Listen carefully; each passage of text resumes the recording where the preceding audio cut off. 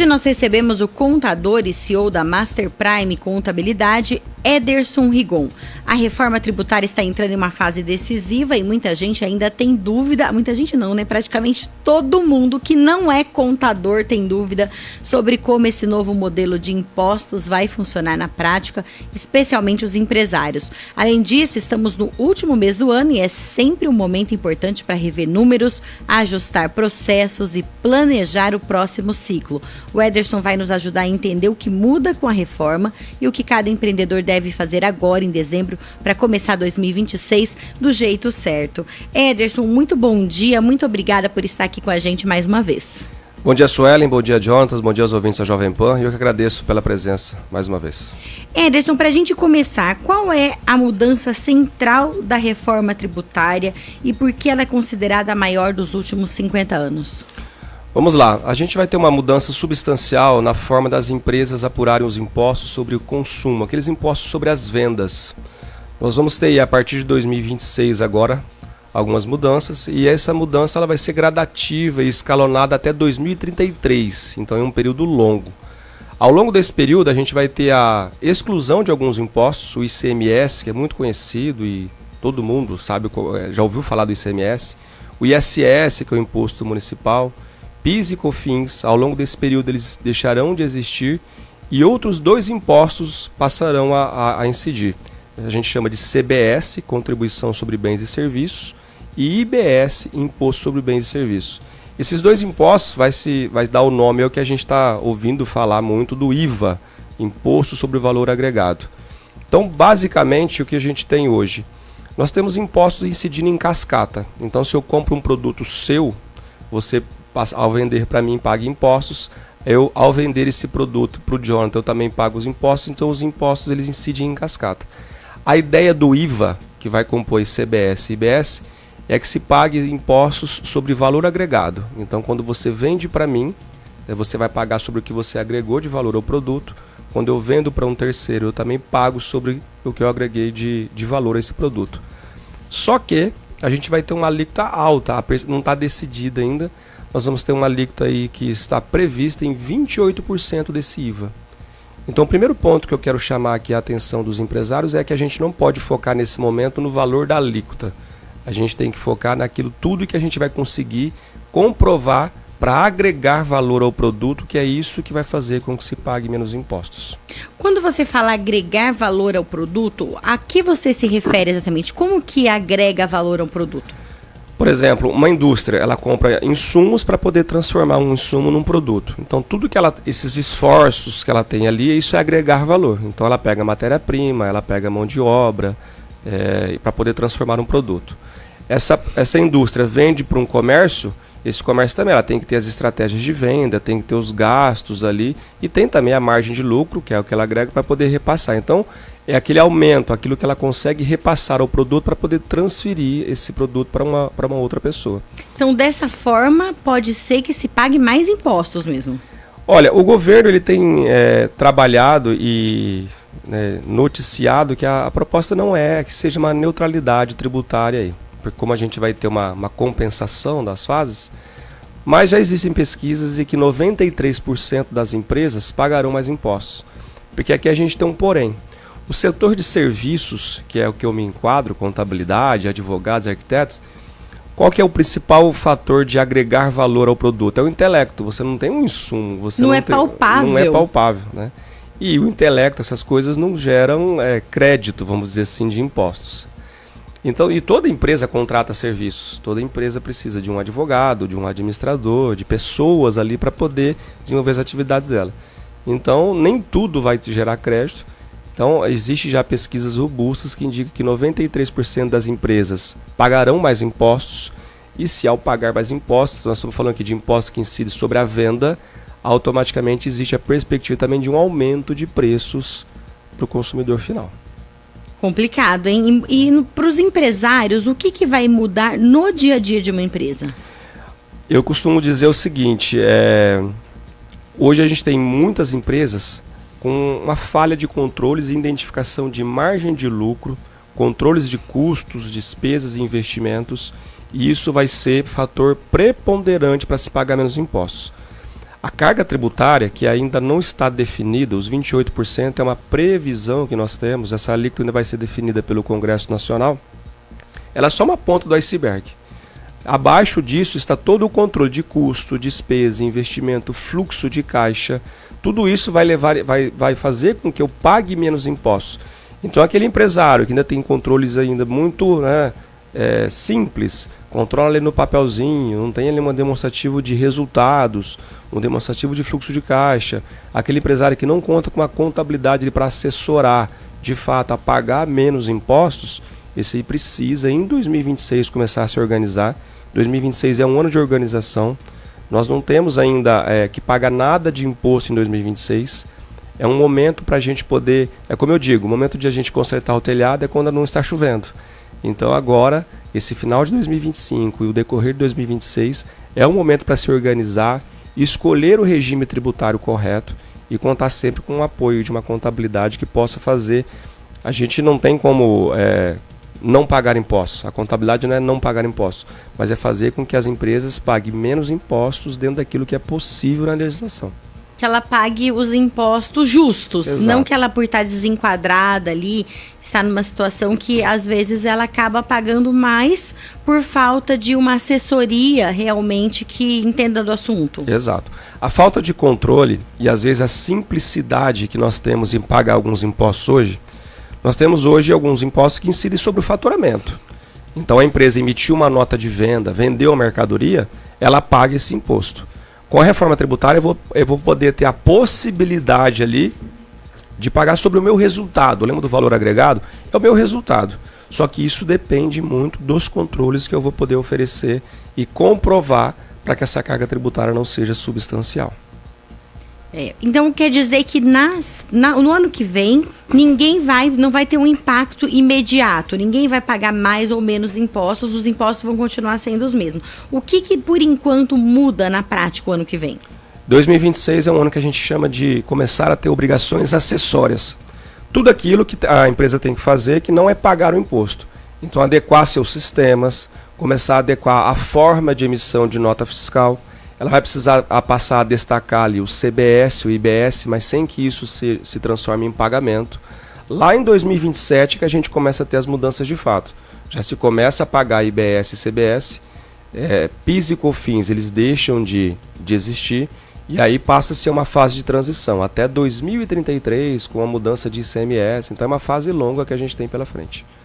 Ederson, a gente está falando aqui, você citou bastante exemplo de empresas maiores e para os microempreendedores, para os MEI, o que muda? Isso afeta todos, tá? Essa reforma tributária afeta todos. Nós temos aí empresas que são tributadas hoje, as menores, né? Pelo Simples Nacional. Depois nós temos outros dois regimes tributários, que é o lucro presumido e lucro real. A reforma tributária, ela não muda regime tributário, ela muda a forma de se recolher os impostos dentro desses regimes tributários. Então, desde o pequenininho ali até o maior, ele tem que estar atento a essas mudanças aí que vão afetar. O MEI, ele tem uma parcelinha lá que ele paga fixa por mês.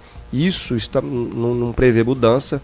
O que a gente pede atenção é aquele MEI que está ali perto do limite do faturamento, que vai precisar desenquadrar a empresa do MEI. A Receita tem aumentado os controles dela em relação àquilo que se movimenta em conta bancária, então a gente pede atenção e, se necessário for, desenquadrar o MEI ali pelo aumento de faturamento, que ele tenha controles que dê a possibilidade de escolher um regime tributário que seja menos oneroso para ele.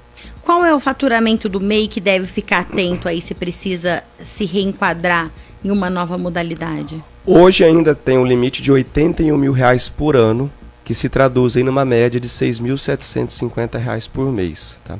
Só que sim, a gente precisa estar atento também, não é só o faturamento, é tudo aquilo que a gente movimenta na conta bancária. Então, às vezes, o MEI não está ali emitindo nota fiscal, mas ele tem um movimento de compra, de PIX na conta, que às vezes dá acima desse limite. Pode receber um aluguel, alguma coisa a mais, algum dinheiro por algum motivo que ele recebeu, isso também tem um impacto. Exatamente. Eu lembro que agora no começo de 2025 teve um alvoroço aí que o PIX ia ser taxado, ia ser tributado. Eu até vim aqui falar sobre isso. Sim, você veio aqui falar sobre isso. E eu reafirmo, não é que o PIX vai ser tributado, não é isso. é que as transações bancárias são monitoradas. Então, aquilo que é movimentado acima e que não tem uma comprovação, a Receita Federal sempre vai estar atenta àquilo que você justifica. Poxa, você é MEI, você tem um limite de faturamento aqui de até 81 mil de limite para aqui, de acordo com a empresa que você tem enquadrada. Você movimentou muito acima disso. Eu quero que você me explique o que é isso. Ah, você contraiu um empréstimo, você recebeu algum tipo de doação, ou isso de fato é venda e não está declarada. Então não é que o Pix, as transações bancárias, elas são tributadas. Elas são meios da Receita estar ali monitorando o faturamento das empresas. E como ficam os regimes específicos com a reforma, como o Simples Nacional e o lucro presumido? Haverá mudanças importantes para esses grupos? O regime tributário não muda. O que a gente vai ter agora é uma ampliação daquilo que eu posso aproveitar de crédito tributário. Crédito, pensa o seguinte: eu compro um celular e aí eu vou vender esse celular. Quem me vendeu pagou impostos. Então hoje eu tenho uma limitação muito pequena daquilo que eu posso abater daqueles impostos que já foram pagos anteriormente. Para quem está no Simples Nacional hoje, no lucro presumido, praticamente nada eu aproveito desses créditos, ou seja, eu vou focar a minha tributação naquilo que eu vendo e sem olhar muito para trás daquilo que já foi pago lá anteriormente. Com a reforma tributária, esses créditos eles passam a ser mais amplos. Quase tudo eu posso aproveitar de crédito. Então vai ter que ter a tendência é que Simples Nacional e lucro presumido, embora eles não sejam modificados com a reforma tributária, a tendência, a perspectiva é de que eles deixam de ser atrativos por conta dessa limitação de crédito. E aí o lucro real, que é o regime tributário em vigor hoje, que mais se aproxima da modalidade de recolhimento que a reforma tributária propõe, ele é o que nós já temos hoje que mais se aproxima disso. A tendência é que muitas empresas, principalmente comércio, indústrias, elas passem a ser mais vantajoso tributar pelo lucro real. E aí, você estava falando sobre essa questão da alíquota que ainda está aberta, não foi definida, mas se ela for em torno desses 28%, muita gente vai aumentar ali o valor, o que vai deixar tudo mais caro para todo mundo. Só que isso tem um impacto também a longo prazo, aliás, nem a longo, talvez até a médio prazo. Exatamente. A reforma tributária não é tributária, ela pode ser econômica, ela pode ser social, porque se houver impacto de impostos, vai ter um impacto de preços, vai ter um impacto econômico. Ela pode ser um impacto social, porque hoje nós temos muitos estados que dão benefícios fiscais de ICMS para algumas empresas. Então, várias empresas estão estabelecidas em estados estratégicos por conta de alguns benefícios. Com a exclusão, com a extinção do ICMS, esses benefícios deixam de existir. Então, pode ser também que não fará mais sentido aquela empresa estar lá, porque pode ter uma mudança, algumas pessoas serem demitidas. Então, é uma mudança ampla que a gente tem pela frente aí, durante todo esse período de transição que vai até 2033. E tem vários setores preocupados com aumento ou perda de competitividade também. O que você tem observado no meio empresarial? Sim, sem dúvida. E aí a gente reafirma aqui, né? Para a gente poder ser competitivo, eu preciso trabalhar cada vez mais com interpretação dos números, nem com os números, porque os números normalmente são frios, eles não dizem muitas coisas. Eu preciso interpretar corretamente os números, ver como é que eu vou me posicionar no mercado, porque a gente falou aqui, a reforma tributária, a tendência é pagar mais impostos. Se eu pago mais impostos, a tendência é eu aumentar o preço de venda, se eu sou um empresário. Mas nem sempre é simples assim, né? Não posso necessariamente falar, vou aumentar os meus preços. Se eu for aumentar aqui para compensar o imposto, pode ser que eu venda menos, inclusive, né? Então, o preço correto é aquilo que o mercado está disposto a pagar, né? Então, nesse momento, realmente, é entender de margem de lucro, entender de fluxo de caixa, entender como eu vou me posicionar estrategicamente para que eu possa continuar sendo competitivo no mercado. E é óbvio, para isso, a contabilidade está aí para ajudar. Ou seja, tem que começar agora, a lição de casa é organizar a parte interna, né? Como você falou já, as contas ali, cada detalhezinho que antes era feito na caderneta ali, meio que de qualquer jeito, agora isso precisa ser, primeiro, organizado, para depois ser analisado de uma forma ali dentro do contexto, uma forma que um especialista, né, consiga olhar aquilo e falar o que dá. Pequenas, que ainda não sabe exatamente qual que é o lucro. Essas empresas, porque a característica desse empreendedor é aquele que às vezes faz tudo. Ele vende, ele compra, ele cuida do marketing, ele cuida dos clientes. Então, às vezes, ele olha para a gestão financeira. Ele, quando olha, de uma forma muito superficial, é o contas a pagar e receber. Ele não separa faturamento, não separa lucro, não separa também quanto ele ganha, entre aspas, qual seria o salário dele. Exatamente. Aquela frase, eu não vejo a cor do dinheiro, ela é muito comum nas pequenas empresas. E isso realmente a gente precisa começar a minimizar isso, porque vai depender muito daquilo que você de fato tem de lucro, daquilo que você faz como prova de custos, despesas, para que esse impacto seja o menor possível. Inclusive, tem muita gente que utiliza ali o lucro, do caso, né, o faturamento da empresa, para pagar contas pessoais, sem ter uma separação exatamente, né? Exato. Se eu pudesse dar uma dica hoje, só parem de começar a usar o dinheiro da empresa, até para ter a sensação de que você está se pagando. Tem muito empresário que fala, poxa, eu não vejo o dinheiro da empresa porque assim, vai tirando dinheiro aleatoriamente. Então determina ali um valor que você precisa, que a gente chama de um prolabore para suas contas pessoais, transfira esse valor para você, né? O empresário, às vezes é um pouco duro dizer isso, mas ele é como se fosse um funcionário da empresa. Então ele precisa seguir ali um valor para poder saber exatamente se aquilo que ele está retirando está dentro do que a empresa pode pagar. A gente acompanha vários casos de pessoas que relatam para a gente que não conseguem, não sabe determinar quanto ganha, e quando isso é mapeado bonitinho, percebe-se que está tirando às vezes da empresa muito mais do que ela poderia pagar. Então às vezes o problema não é o mercado, não é a tributação, é o próprio empresário ali que está sufocando o caixa da empresa. Então isso é importante que esteja melhor controlado. O Ederson, independente da reforma tributária ou não, a gente está entrando agora na reta final de dezembro do ano de 2025. Quais são as obrigações mais importantes que toda empresa precisa cumprir antes de virar o ano? Agora é fechar o ano com apuração de resultado. Tem um relatório que é importantíssimo que as empresas têm, que é a demonstração de resultado. Analisar ali qual que foi o lucro. Esse relatório não precisa ser anual, mas pelo menos uma vez por ano tem que ter. Qual que foi o lucro desse ano? Para que isso possa dar condições... Perdão, você falou que não precisa ser mensal. Não precisa ser mensal, perdão. Sim, é tem que ser anual. Pelo menos anual. E esse relatório ele é fundamental para que eu possa ter condições de avaliar qual que é o regime tributário e quais as estratégias que eu vou tomar para o próximo ano. Sempre no início de cada ano é um momento ali para poder escolher o regime tributário de uma empresa. Então, fluxo de caixa, DRE e os controles de gastos, custos e despesas é fundamental que se tenha para que no ano seguinte eu possa escolher o melhor regime tributário. E a gente vai ter uma mudança aí também que afeta empresários, que foi aprovada recentemente. Essa é a chamada reforma da renda, né?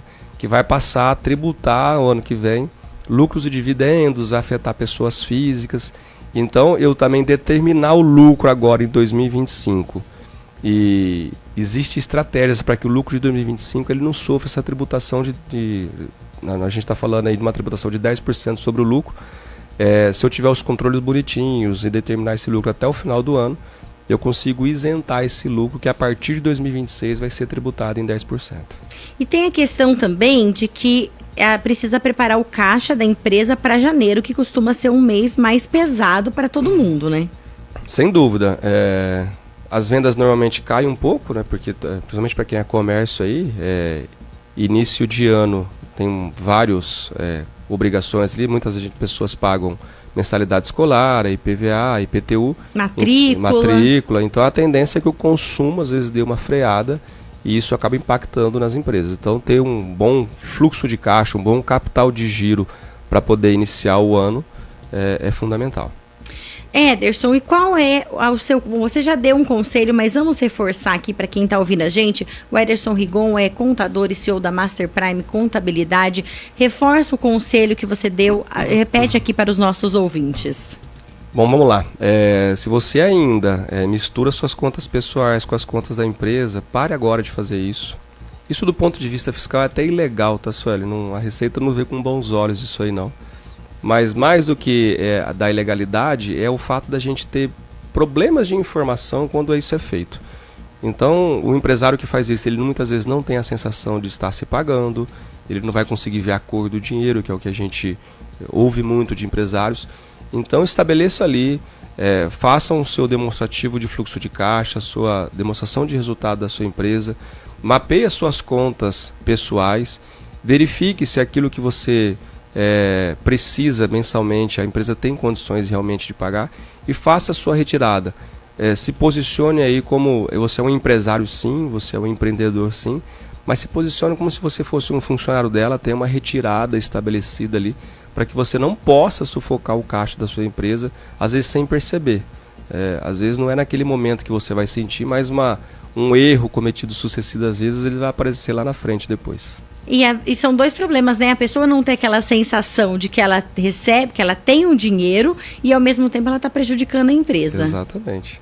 Ederson, mais uma vez, muito obrigada pela sua participação, por ajudar a esclarecer nossos ouvintes sobre a reforma tributária e também sobre essa organização agora no final do ano. São informações importantíssimas. Às vezes parece para algumas pessoas que a gente está falando óbvio, mas é como o Ederson disse, a grande maioria ainda não fez aquela lição de casa, a base bem feita, né? Exatamente. Então os microfones aqui estão sempre abertos para você, especialmente nesses momentos de mudança que afetam bastante a rotina das empresas. Mais uma vez, muito obrigada. Eu que agradeço pela oportunidade. Bom dia a todos. Agora são 7h54.